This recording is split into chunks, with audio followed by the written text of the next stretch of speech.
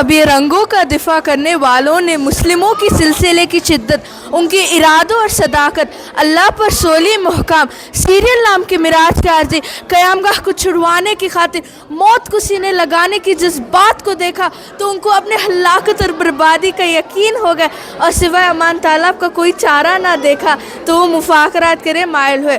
दुनिया में काफिर कामों से मुज़ाकरात का तरीका भी यही है कि जिहाद जारी रखा जाए और अल्लाह के दुश्मनों को गैर आतंक किया जाए कि वो मुज़ाकरात के लिए मायल हुए। ये ना हो कि मुसलमान खुद कमज़ोरी दिखाते हुए खुद मुज़ाकरात की दावत दे और वो भी मगलूब और जमहूरी अंदाज में, जिस तरह आजकल हो रहा है।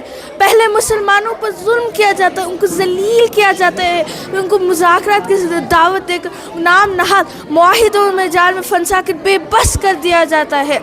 इस तरह मगलूब इस्लाम मुआज़्ज़ीन जमा होकर सुल्तान के पास अमन तलब करने के गर्ज से आए और सलाहुद्दीन अय्यूबी रहमतुल्लाह अलैह के शर्त को तलबगार हुए कि बैतुल मक़दिस के हवाले कर दिया जाए। तो आखिर सुल्तान ने माफिया जान बख्शी और जज्बा के तालिया, तो आखिर सुल्तान ने उनके तलबगार को मान लिया और बैतुल मक़दिस लेकर उनको अमान नामा देने पर राज़ी हो गए। जज़ाकल्लाहु खैर।